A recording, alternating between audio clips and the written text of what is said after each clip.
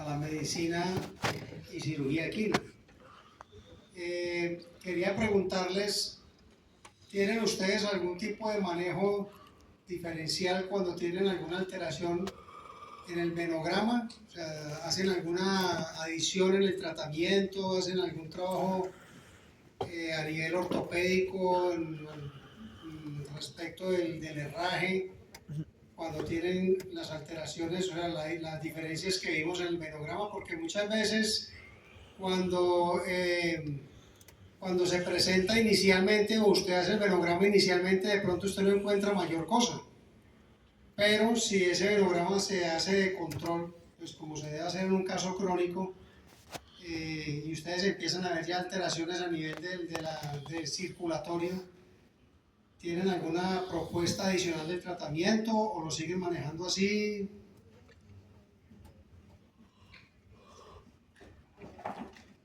Bueno, profe, pues con respecto al venograma, como explicamos, lo que se evalúa es como la circulación del casco.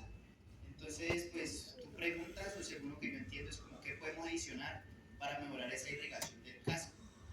Pues además del herraje, ¿no? Se puede realizar un soporte de ranilla, debido a que la ranilla cumple un papel fundamental en lo que vendría siendo la irrigación y a mejorar la circulación del casco, porque el equino lo que tiene es un sistema hidráulico en el casco, el cual está compuesto por la ranilla, que al momento de pisar, la ranilla lo que hace es empujar la sangre en nueva circulación. Entonces, si ponemos un soporte de ranilla al momento en que el equino apoye la extremidad afectada, pues va a mejorar lo que vendría siendo la circulación del casco. Ok. Y de pronto cuando ya, por ejemplo, vemos en la segunda diapositiva que ya hay una ruptura a nivel de la circulación principal, llamémoslo así, del casco, para evitar de pronto una pérdida del estuche córneo, ¿podrían hacer algo adicional? ¿Habría algo adicional? ¿Tendrían alguna propuesta ustedes ahí en el tratamiento o esperar qué pueda pasar?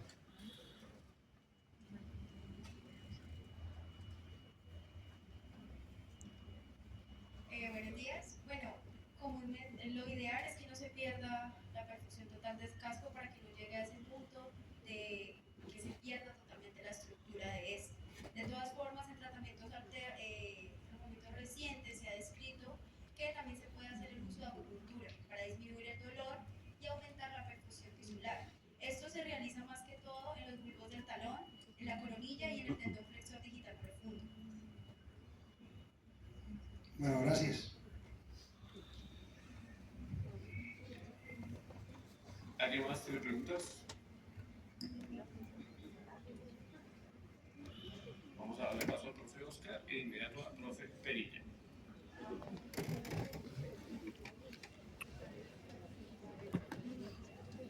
Bueno, buenos días al grupo. Pues también nuevamente felicitarles por la exposición. Estuvo bastante completo el caso.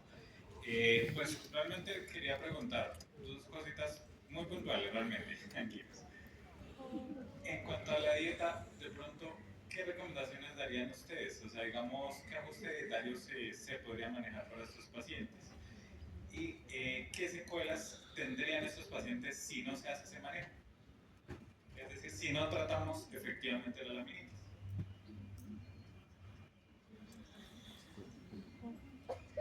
Bueno, se recomienda una dieta baja en carbohidratos, más que todo con el 15% de restricción de los carbohidratos, para así evitar una sobrecarga a nivel de la patología que se presentó, que mi compañera lo explicó. Y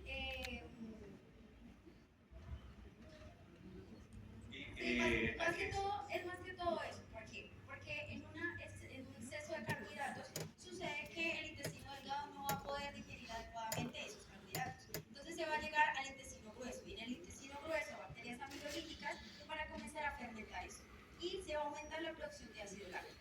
Al aumentar esa producción de ácido, aumentar el pH intestinal de la zona, alterando la microbiota y matando a esas bacterias benéficas que se encuentran ahí. Esto lo que va a generar es una translocación bacteriana, aumentando aún más ese cuadro de infección. Sí, y mi otra pregunta era, si no lo tratamos efectivamente, ¿qué secuelas puede tener el animal si no tratamos de laminitis? Puede llegar al punto en el que la falange distal ya se protruya tanto hacia dorsal que ya incluso rompa la suela. Y eso ya es un cuadro bastante doloroso, también puede ya infectarse el casco, la zona, culminar en sepsis, y es algo que no queremos. Esa pérdida totalmente de esa falange. ¿Listo? Pero entonces no hacia dorsal, hacia plantar, hacia palmar, porque la rotación es hacia abajo. ¿Sí? Ustedes lo mencionaron en las radiografías. Listo. No, esas eran mis preguntas. Muchas gracias. Felicitaciones. Bien, gracias. Buenos días al grupo. Uno pues a los comentarios de los profesores con respecto a la elocuencia del manejo del trabajo. Para complementar y por supuesto agradecer la pregunta del doctor Estrada, que es demasiado pertinente con respecto a lo que se les pregunta, más allá de lo que ustedes presentaron, es ampliar los conocimientos. Eso es crucial para una exposición. Y él pregunta justamente por esto. ¿Qué van a hacer ustedes si él es normal acá, pero cuál es su alternativa acá?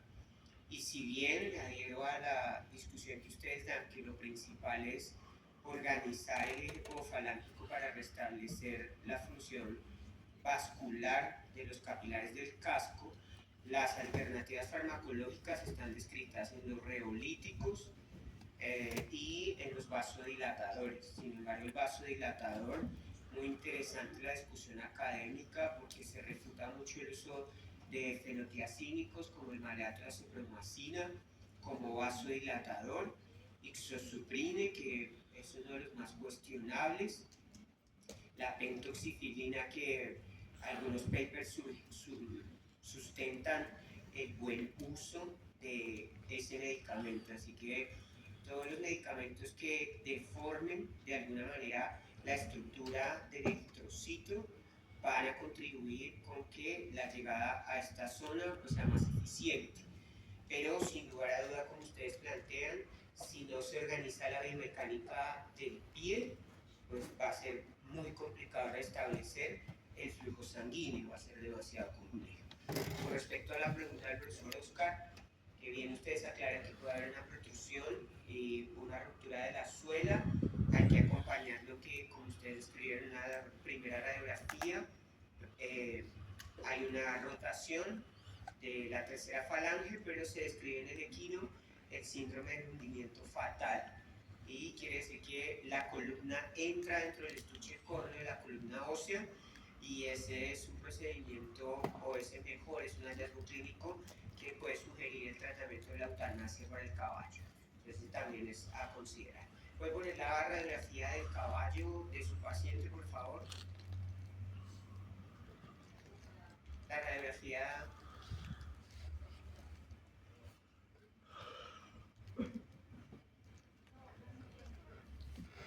acá.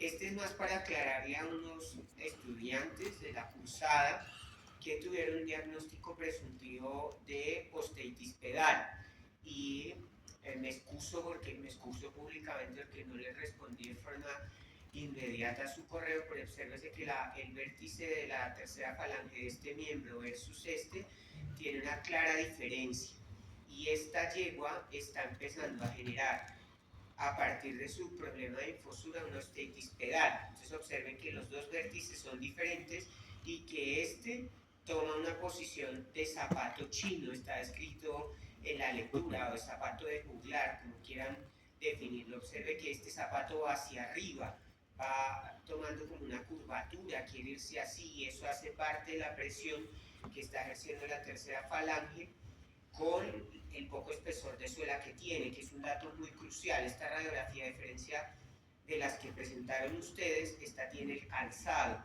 y no permite identificar el espesor de la suela, pero se presume que es poco, pero está generando ya un proceso inflamatorio aquí. Así que esta radiografía para los clínicos de ese paciente, esta es una osteitis pedal progresiva, y observen que acá no la desarrolla.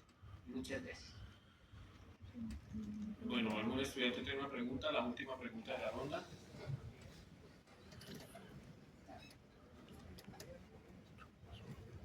Bueno, mi pregunta es como, ¿a qué tarifa manejan lo del medio de contraste para usarlo en esa bibliografía y qué riesgos había como en caso tal de que no fuera intravenosa, ¿no? O sea, como que se escapara de ahí, de esa vía.